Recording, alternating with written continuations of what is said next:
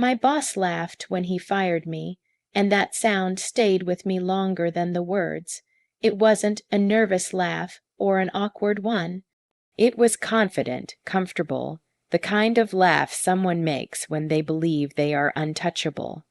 I remember how it echoed in the glass-walled conference room while everyone else stared down at their notebooks, pretending they weren't listening. "You'll be back begging," he said, waving his hand as if he were dismissing something insignificant. They always come back. For a moment, I didn't understand what was happening. I had walked into that meeting expecting feedback on the client proposal I'd worked on for months. I was still carrying my notebook. My pen was in my hand. I hadn't even sat down yet. HR was already there. That should have been my first warning. My name was printed on a single sheet of paper in front of them. No folder, no explanation, just a conclusion that had already been decided. I was 20, 6 years old, standing at the edge of a room I had given so much of myself to, and being told without anger, without apology, that I was no longer needed. Budget cuts. My boss said, leaning back in his chair, "Nothing personal," but it was personal. I felt it immediately, deep in my chest, like something had cracked quietly and cleanly. I had been the first to arrive most mornings, the last to leave. I had skipped family dinners, canceled trips, answered emails at midnight because I believed effort mattered. Because I believed loyalty worked both ways. When he hired me 3 years earlier, he told me I was bright and full of potential. I held onto those words whenever the workload felt too heavy, or when my ideas were brushed aside in meetings. I told myself this was how you earned your place. You stayed patient. You stayed grateful. What I didn't realize then was how slowly trust can be taken advantage of. My projects were often presented without my name. My suggestions were praised when someone else repeated them. Performance reviews were always positive but strangely incomplete, like someone was intentionally leaving a door half closed. I ignored the feeling. I told myself I was imagining things. That morning, when he laughed and said I would come back begging, something shifted. I didn't raise my voice. I didn't argue. I didn't cry. I simply nodded. I thanked him for the opportunity. Even as my throat tightened, I thanked him. That was how deeply politeness was ingrained in me. That was how much I still wanted to be seen as professional, even while being dismissed. As I stood to leave, I noticed my reflection in the glass wall. I looked calm, almost detached. But inside, I felt like I was shrinking, folding inward, trying not to fall apart in front of people who had already decided I didn't matter. No one stopped me. No one followed. The elevator ride down felt endless. When the doors finally opened to the lobby, I walked out like everything was normal.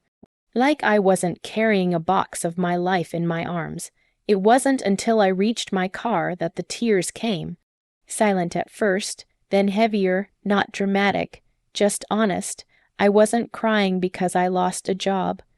I was crying because I realized how easily someone I trusted could erase me.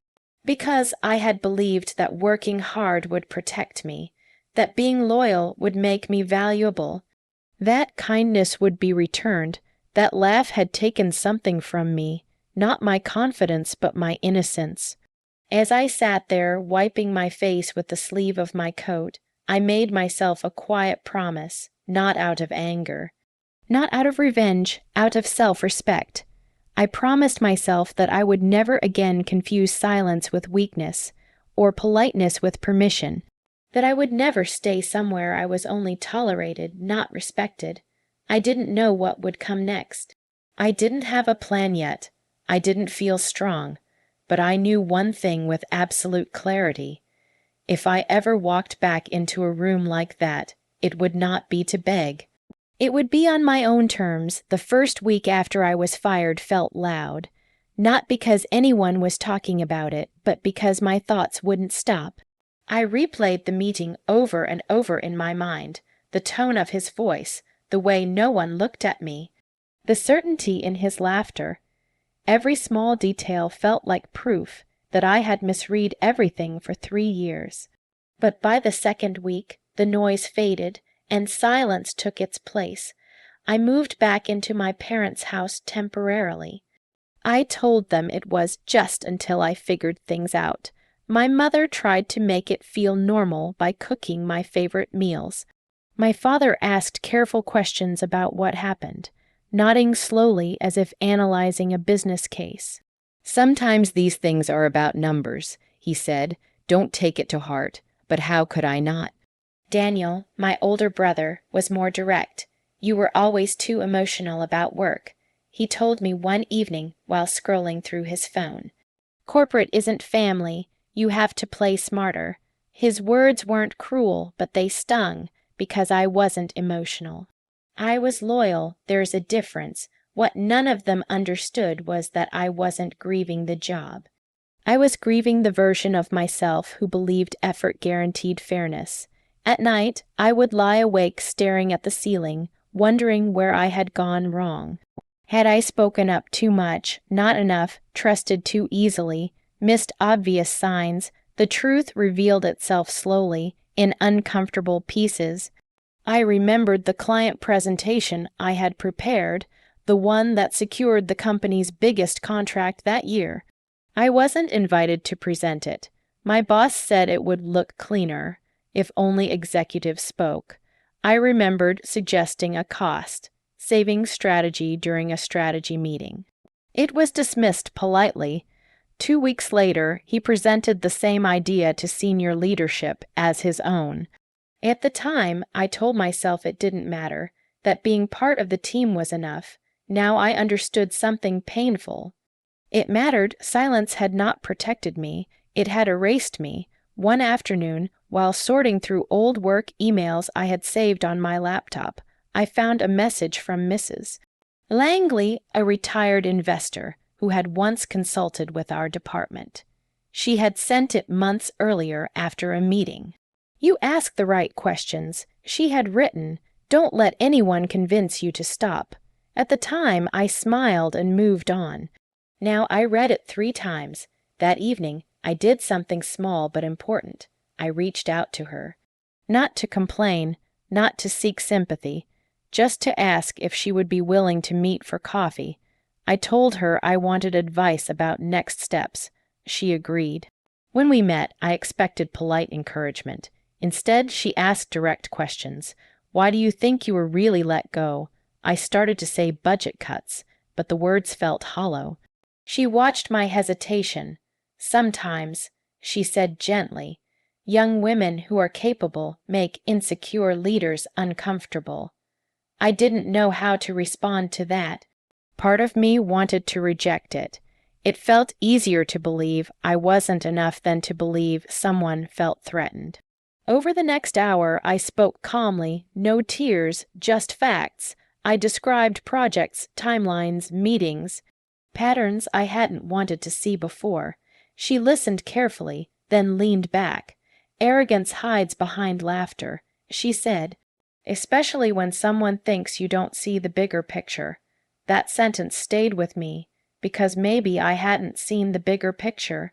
Maybe I had been focused on approval when I should have been paying attention to structure, to ownership, to who actually held power. That night, something shifted quietly inside me.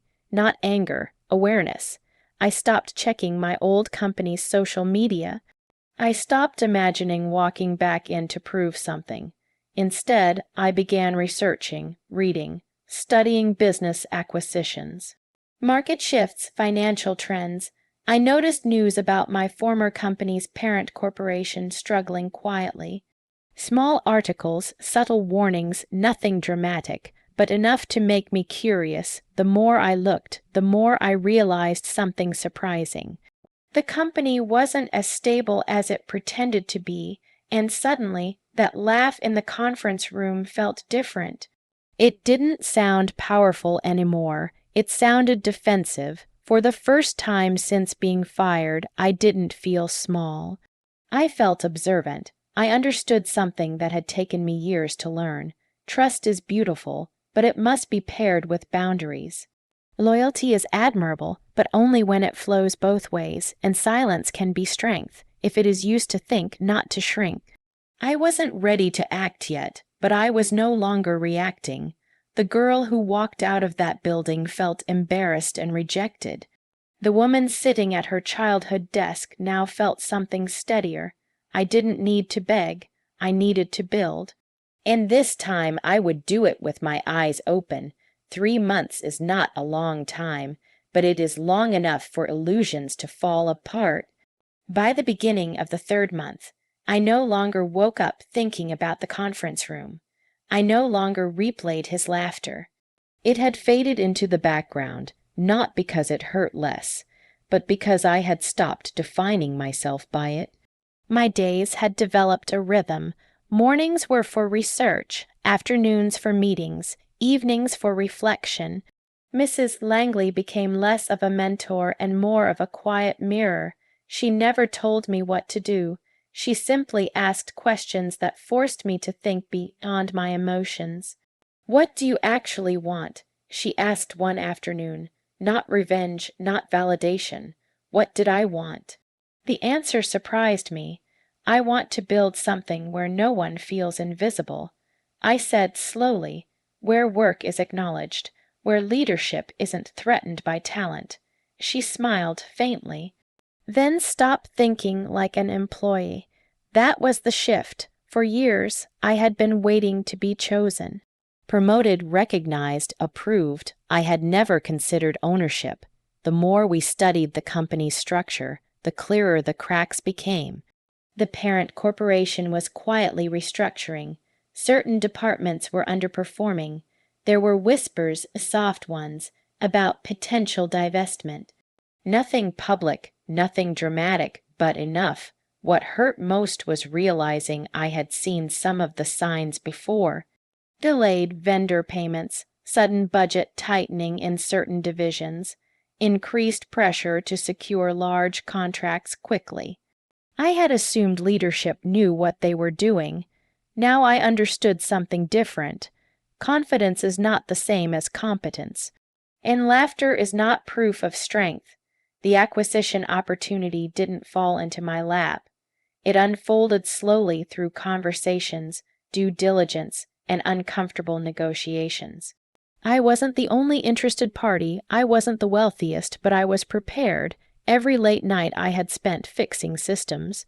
Every spreadsheet I had built, every client relationship I had nurtured, it all became evidence of something I hadn't allowed myself to see before. I wasn't lucky to have that job. They were lucky to have me. Still, I moved carefully. I didn't tell my family what was happening. Not because I didn't trust them, but because I didn't want their fear mixing with my clarity. My father still believed I was sending out resumes. Daniel occasionally forwarded job postings with encouraging messages. I thanked them, but inside I was building something they couldn't yet imagine. There were moments of doubt, nights when I wondered if I was being unrealistic. Who was I to think I could sit on the other side of the table? I was only 26. I had never owned anything bigger than my car, but doubt no longer paralyzed me. It informed me. It forced me to ask better questions, to seek expert advice, to read every line of every document twice. The girl who once avoided confrontation now negotiated calmly. The woman who once stayed silent in meetings now asked direct, measured questions about liabilities, staffing structures, and projected growth. I wasn't pretending to be confident.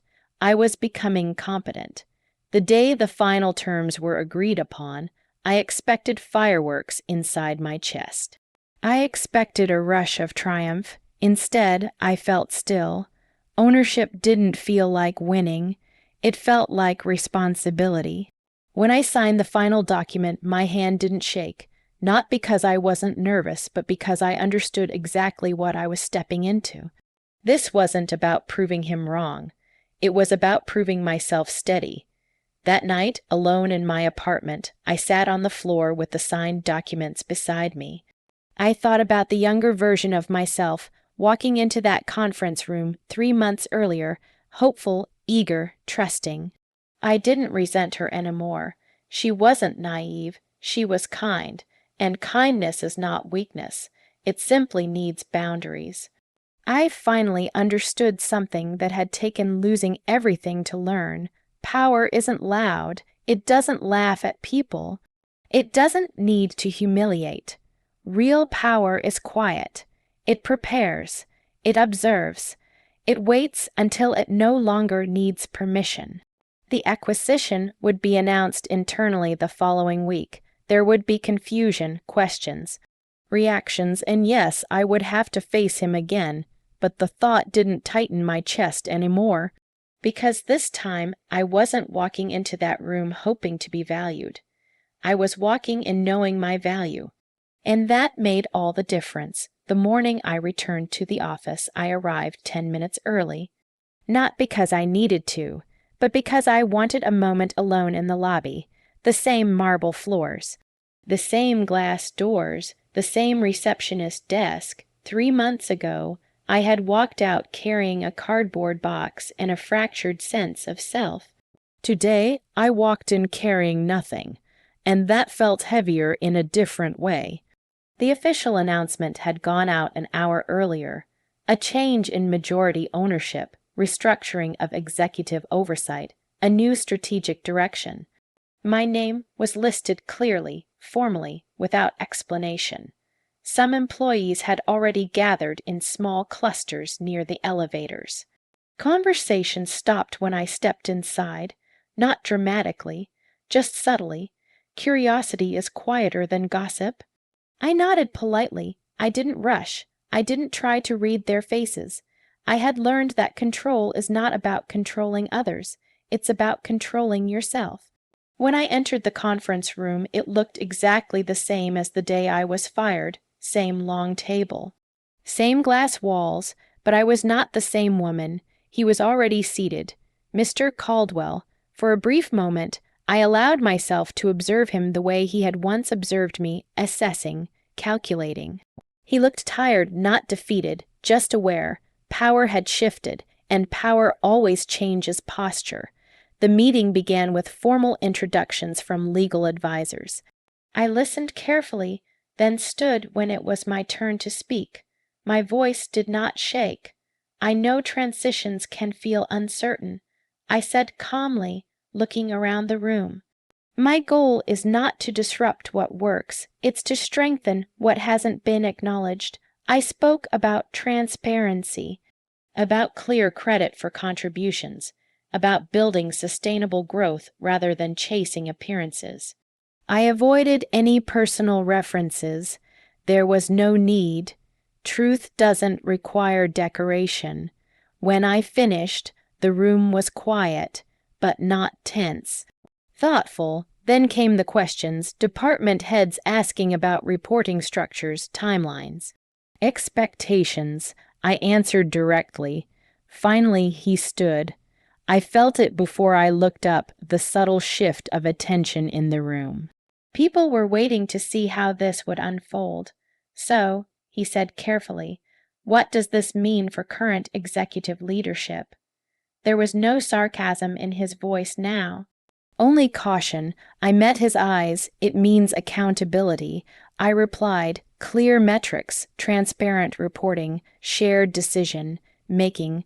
A pause.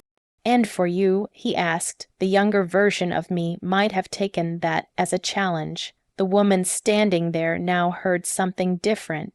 Fear, not fear of me, but fear of losing control. I walked toward him slowly, not to intimidate, but to close the distance between past and present. I extended my hand. Thank you, I said. The room shifted slightly, confusion flickering across a few faces. For what? He asked quietly. For teaching me the difference between position and leadership. I meant it. Because without that painful day, I might still be waiting for approval in rooms that never intended to give it. He hesitated only a second before shaking my hand. His grip was firm but not dominant, equal. In that moment, I felt something surprising. Not victory, not satisfaction, relief. The meeting ended professionally. No applause, no dramatic exits. Just paperwork and scheduling. Over the next few weeks, I restructured the executive framework, clear performance benchmarks, transparent evaluations, collaborative oversight. I did not single him out publicly. I didn't need to. Standards reveal everything on their own. Without the protection of blurred accountability, his weaknesses became visible not through accusation, but through comparison. Decisions that once went unquestioned were now examined. Reports that once lacked detail now required clarity. 6 months later, he requested a private meeting. "I think it's time for me to move on," he said, avoiding direct eye contact. I nodded. "I wish you well," I replied, and I meant that too. When he left the company, there was no announcement beyond a formal notice. No whispers, no celebration, just transition. That evening, I stayed late in the office alone. I stood by the conference room window and looked at my reflection in the glass, the same glass that once made me feel small. I didn't feel powerful. I felt steady. The greatest shift wasn't buying the company. It was understanding that dignity is not something others hand to you. It is something you protect. When someone laughs at your lowest moment, they reveal who they are, not who you are. You do not need to humiliate people to rise. You do not need revenge to experience justice. Sometimes the strongest response is silence followed by growth. And sometimes the most powerful moment isn't when they go pale, it's when you no longer need them to.